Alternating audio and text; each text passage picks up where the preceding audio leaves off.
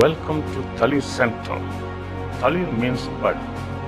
We are Capuchin Franciscans, budding forth to serve God and people, especially those in the periphery, the gypsies, the transgender persons, the cobblers, the destitutes, the primitive tribes, rural women and men.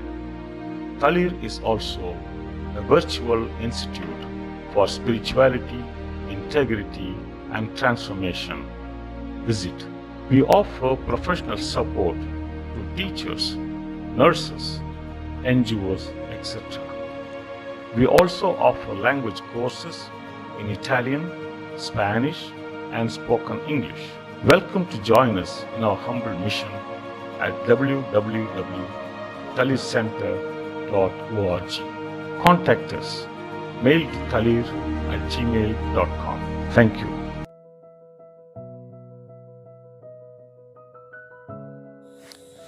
प्रभु यीशु ख्रिस्त में मेरे प्रिय भाइयों और बहनों, आज समाज तेजी से धर्मनिरपेक्ष हो रहा है। हम इस बात पर इनकार नहीं कर सकते हैं कि मीडिया हम पर तेजी से हावी हो रहा है।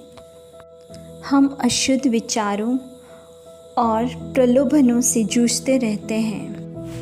एक बार मेरे मित्र ने मुझसे कहा कि उनके पास कई लोग आते हैं जो अपनी परेशानी उनके साथ बांटना चाहते हैं। वे कहते हैं कि वे अशुद्ध विचारों से परेशान हैं।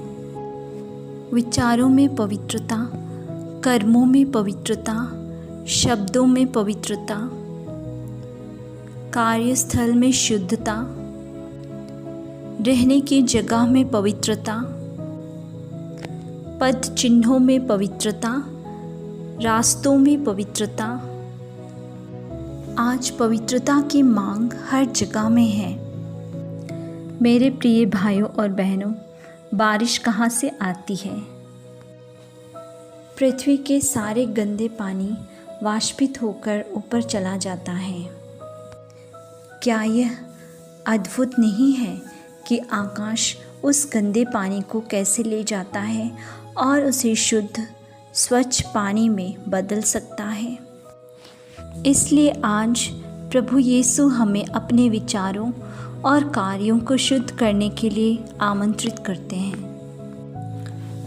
हमारे संत पापा फ्रांसिस कहते हैं कि बाहरी दुनिया वह नहीं है जो हमें संत बनाती है या हमें अशुद्ध बनाती है, बल्कि हमारे इरादे, हमारी इच्छा हमें शुद्ध या अशुद्ध बनाती है। आज प्रभु यीशु हमें सिखाते हैं कि बाहरी दुनिया लोगों को अशुद्ध नहीं करती है, बल्कि हमारे भीतर के अशुद्धता जैसे कि चोरी, हत्या, लालच, ईर्ष्या, अहंकार हमें अशुद्ध बनाती है। अशुद्ध विचारों से न केवल हम अपने आप को पर दूसरों का भी नुकसान पहुंचाते हैं।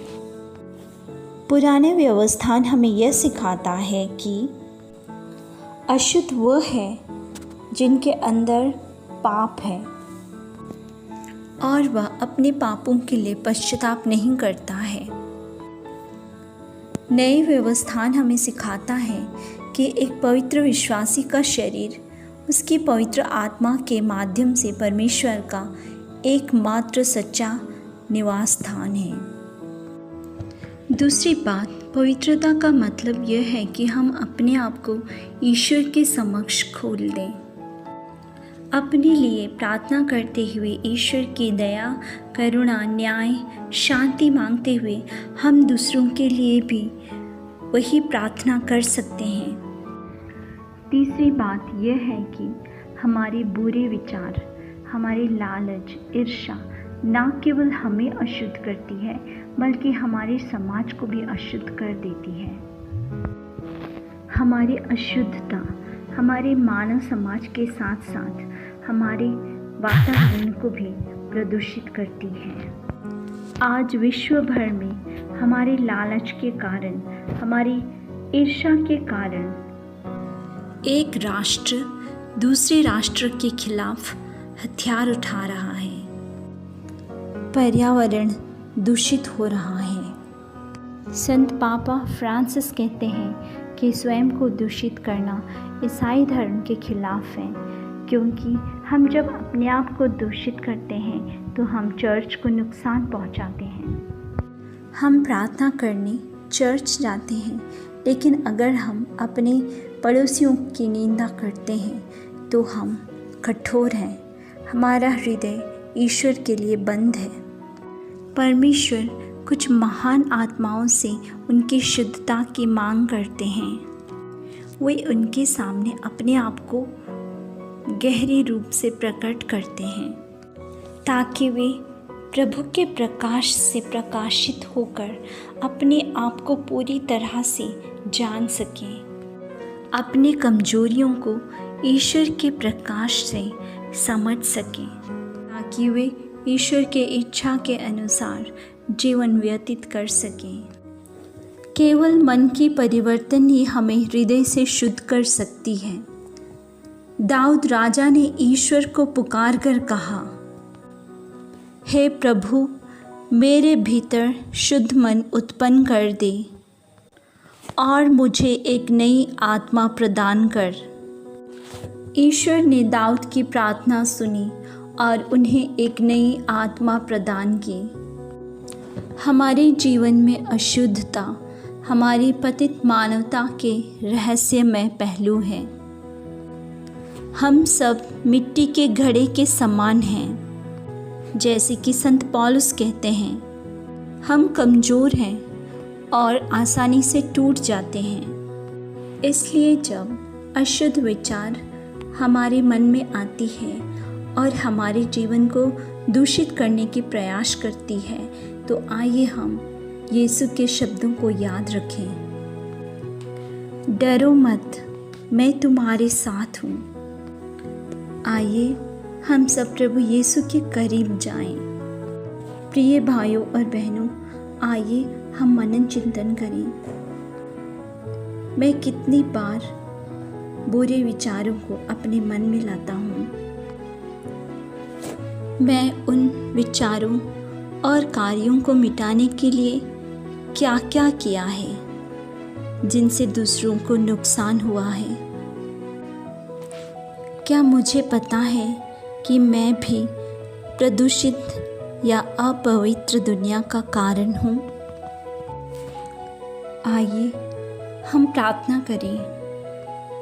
हे प्रभु, मेरे जीवन के सभी उतार चढ़ाव में मेरे साथ रहने के लिए और कई आशीर्वादों के लिए धन्यवाद देता हूँ। हे प्रभु, आपके पवित्र आत्मा के प्रकाश से मुझे अशुद्ध विचारों से मुक्त कर दीजिए और मुझे यह सोचने में मदद कीजिए कि मैं सच, नेक, सही, शुद्ध, प्यारा और प्रशंसनीय हूँ। उत्तम और प्रशंसनीय बातों में मेरा मन लगा दीजिए। मेरे आँखों को पापपूर्ण कार्यों से दूर रखिए। हे प्रभु, मुझे कृपा दीजिए कि मेरे शरीर, मेरी आत्मा और मेरा मन सब आपकी महिमा गान कर सके और सदा पाप से दूर रह सके। आमीन।